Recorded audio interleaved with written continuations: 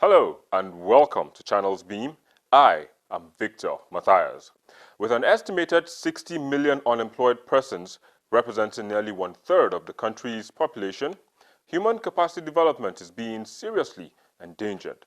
This situation is not only making a mockery of Nigeria's vision of becoming one of the 20 leading economies in the world by the year 2020, but also threatens national security as the nation sits on a keg of gunpowder likely to explode at any time with devastating consequences. However, it is not all doom, as these youths have to make efforts in either self-employing themselves or being part of a movement that will ensure that the country is violence and crime-free. On the program today, I will be speaking to those who firmly believe the youths can do it without the help of the government. But just before we begin, let me take you through what most Nigerians were searching for on the net in the past week. Nano Silver. There were claims 2 weeks ago that the Nigerian government had approved the procurement of the test drug, Nano Silver, for the treatment of Ebola patients. Since then, there have been pro and counter arguments against it, starting with the WHO comments that Nano Silver is a pesticide. The federal government has since revoked the approval. Adebayo Faleti. The internet was awash with rumors of the death of well-known Nigerian poet, writer and actor Adebayo Faleti.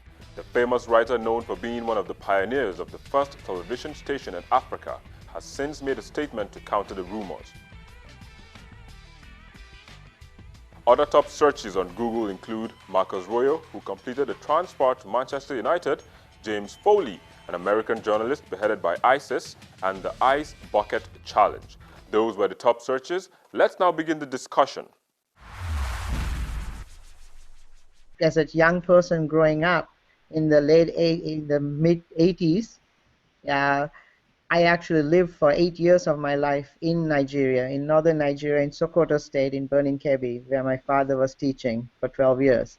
So there's a very soft spot in my heart for Nigeria. The second reason why I'm part of this is because this is not just a Nigerian issue, this is a global issue. And because of my soft spot, because of the staff who are working with us in Nigeria, we want Nigeria to be like the beacon to show the entrepreneurship, the skill, the leadership potential that young Nigerians already have.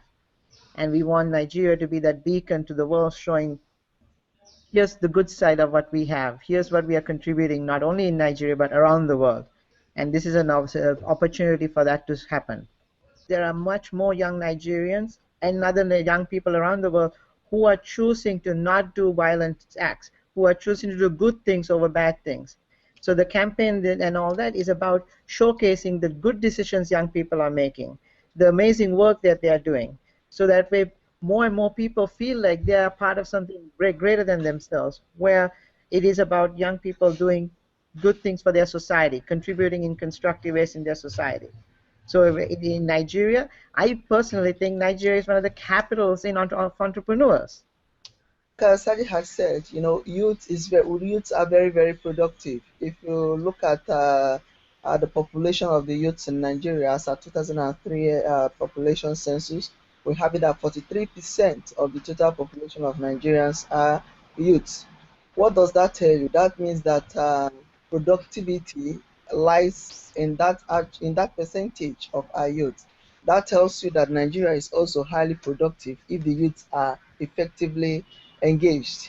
So why are we doing this? Why do we have interest in the youth? We are looking at the future. We are looking at unfolding uh, that tank of strength and of ideas, of innovative ideas that they have, that they can use to channel this myth, I call it myth, that youths are always violent, into the tendencies that youth can actually use their potentials for preventing violence.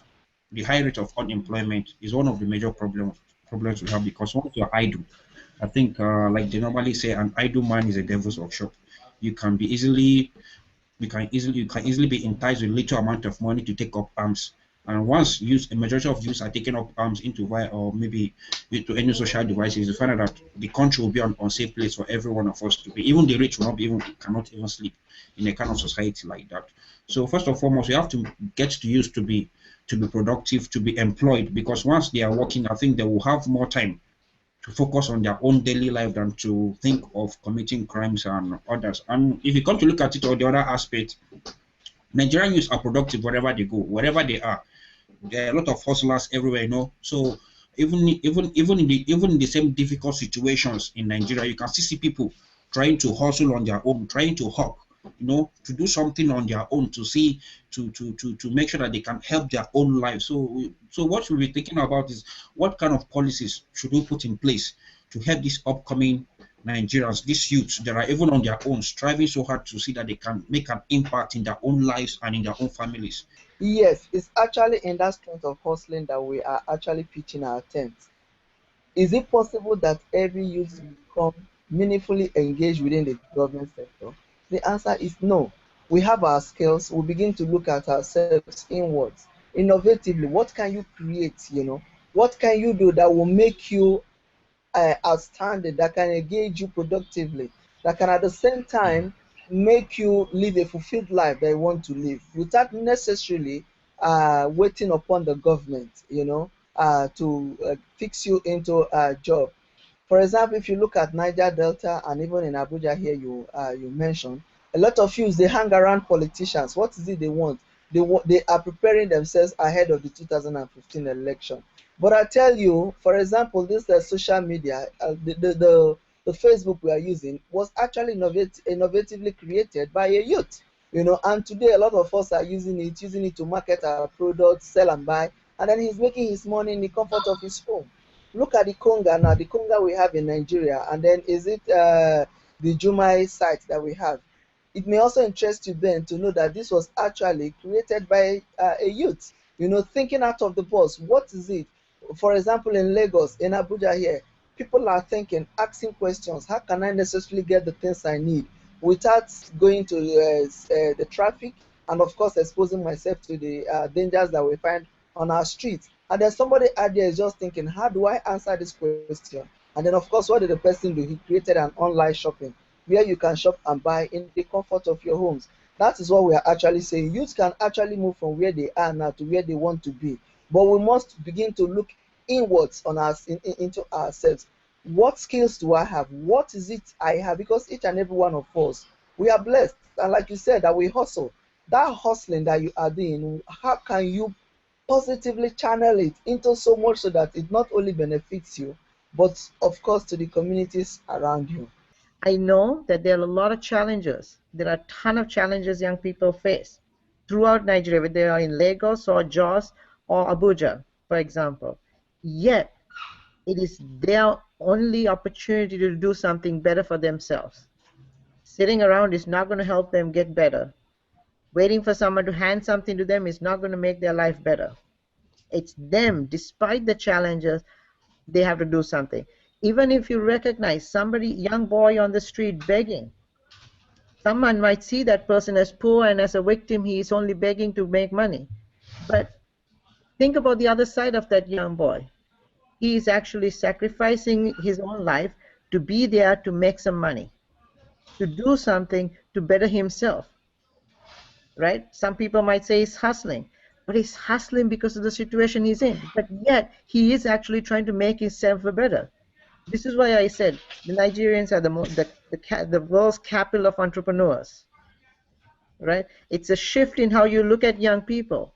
Do you choose to look at yourself as a victim, or do you choose to look at yourself as a troublemaker, or do you choose to see yourself as a change maker in your society? And that's the opportunity you have. If you look at the likes of Aliko Dangote, Femi Otedola, these are entrepreneurs, well-known entrepreneurs that we know all around Africa.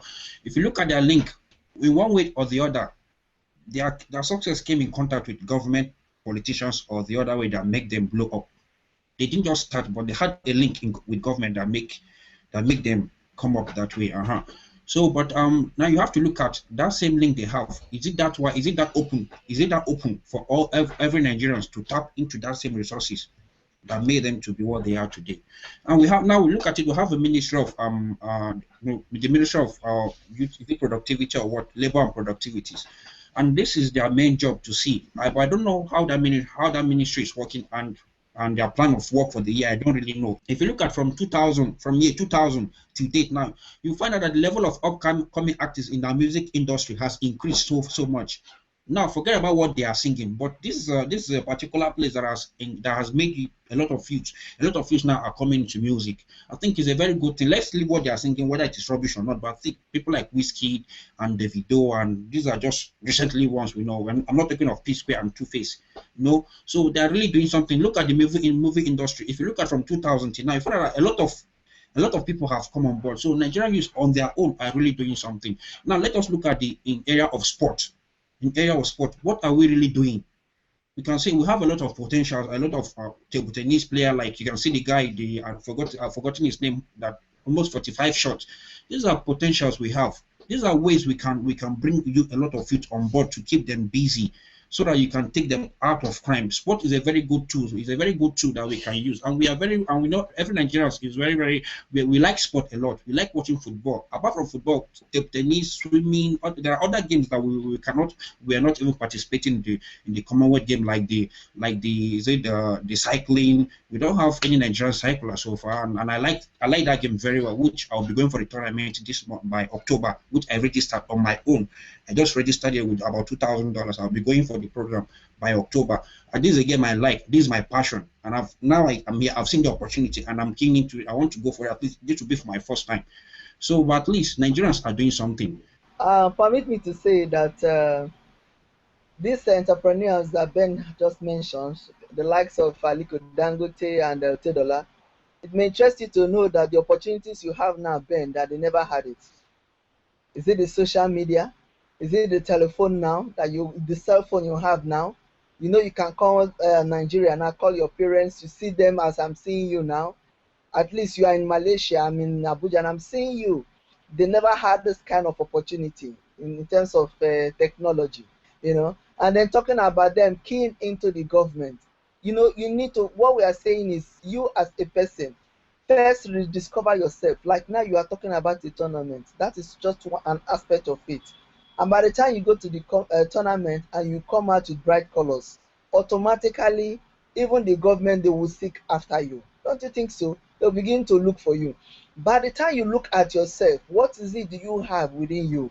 Forget about the Ministry of Labor and Productivity. What the ministry is there to do in Nigeria is to help youth that have identified their skills to move further. If you have identified your skill that you are very good at shoemaking, but you don't have the wherewithal in terms of money or the materials, and then you go to the ministry, they are able to facilitate that kind of thing. But you don't just sit down and wait for them to come. So what we are saying is just look inwards. What is it you have? You know, ideas are very powerful. Ideas are wealth. Begin to build your ideas so much so that you begin to think out of the box.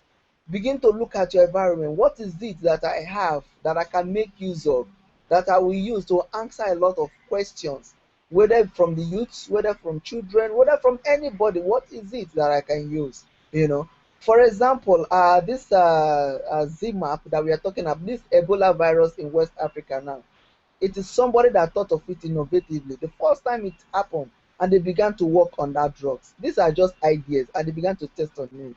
So first you need to rediscover yourself.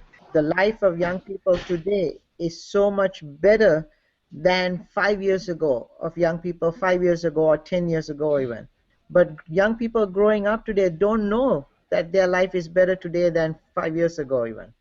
So it's about recognizing the enormous opportunities that are around them. I think Nigerians have an enormous potential of seeing the opportunities. Yet more and more young people need to see that there is a movement behind that. So it empowers them to actually act on that. So the stories you tell is not only about young people are the ones who have to do it, but the adult duty bearers who also have to play a role in this process, right? So this is that intergenerational um, conflict or the disparity that exists. I see not only in Nigeria but several places where a lot of young people, young adults who make it, forget that the door that they open to get through is they close it behind them. They forget to keep it open for other people to come through. You may climb through the ladder, but what you need is to remain on top of the ladder. But events have shown, and from the examples that are banned in Nigeria, godfatherism never sustains anybody when they get to the top. So the only thing that can get you to the top, Ben and other youths who are actually listening out there, is the skills that you have in you and how much you have used them to better the lives of people around you and also yourself. So what we are looking at is, don't look at people, don't look at godfatherism, don't make excuses. There's no excuse for any youth not to succeed. There is just no excuse. All we need to do is to look around and look inwards. What is it we have in ourselves that we need to unleash?